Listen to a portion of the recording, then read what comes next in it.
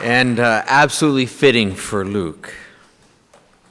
Well, you have remembered him. You have celebrated him for how he lived and honored him for the mark that he's left and the music that he made and all the memories and all kinds of good stuff. We just need to take a little bit of time now to carry out an act of letting go.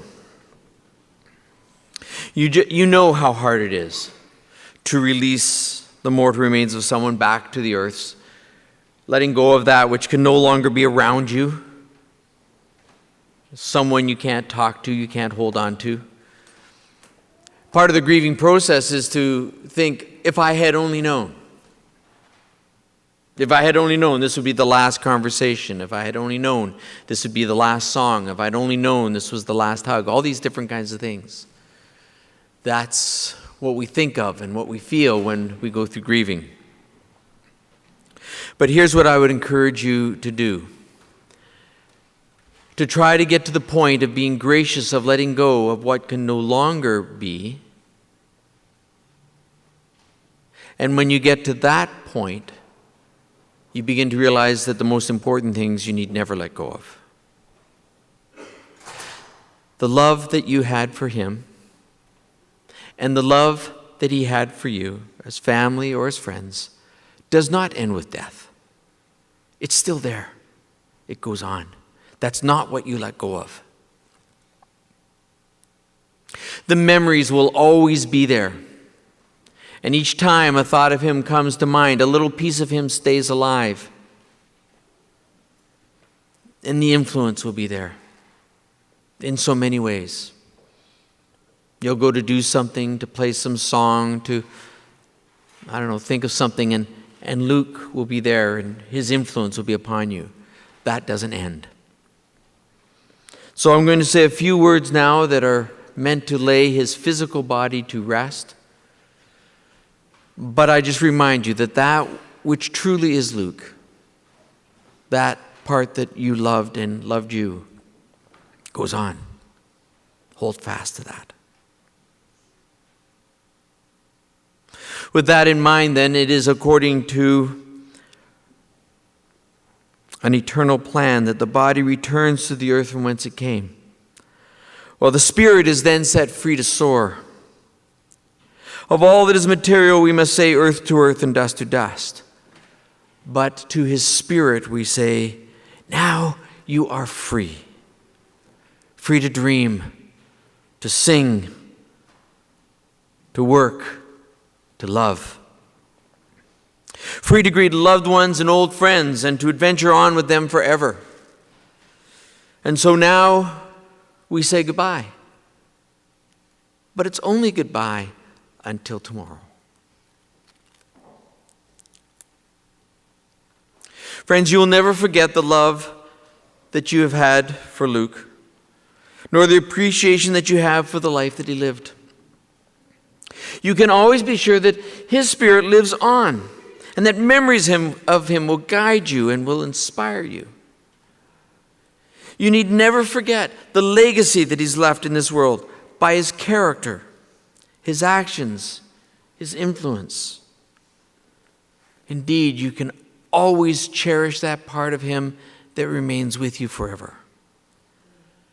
And so now, we release him from our presence and from this world, knowing that he has fulfilled his purpose and his given time. And so we release his body back to the elements of the earth from which he came. May his mortal remains forever rest in peace.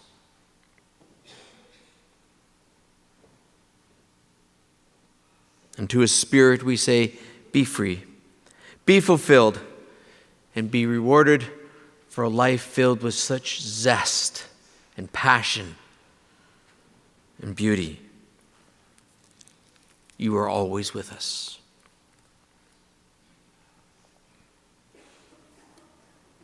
I have one last reading to share with you, and again, I want you to hear these as words that Luke would say to you. He didn't write them, but I think he would say them today.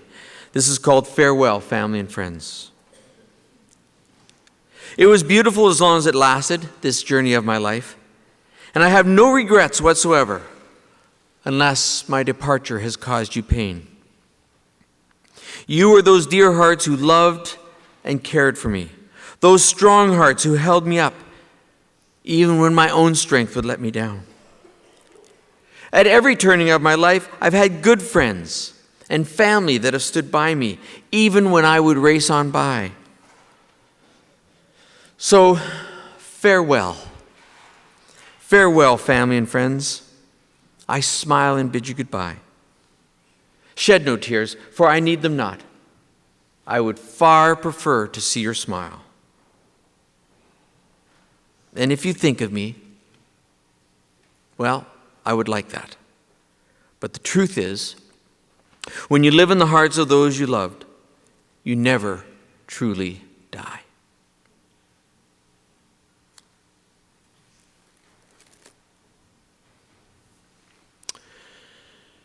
On behalf of Luke's family, I want to express thanks to all who participated today. There's too many for me to run off on the list, but they're all listed in the program. And trust me, the family is deeply grateful to each and every one of you for your participation and your presence. We're grateful to Luke's family for putting this together in such a beautiful and fitting way for Luke. But it's not over with the close of this service, which will happen in just a few minutes. You were invited to the Ukrainian Cultural Center on 3277 Douglas Street. You know, it's the corner of Roderick and Cloverdale. And just after 6 p.m., it's going to be a time of an open jam and just enjoying the music again and the people and celebrating his life by hanging around the people he loved and doing the thing that he loved, making music. And so on behalf of the family, I want to mention that. And just one last word is that there's donation boxes where you can support the foundation that's being set up in Luke's name to support musicians. I'm going to call the musicians back up again, and we're going to close the service with the singing adaptation of the song, The Wait. So we're going to need the house lights up, and the words to that are in the program that hopefully a number of you have. If you don't have one, look on somebody else's, and we'll sing along with this closing song. It has been a privilege to be part of this with you. Thank you so much.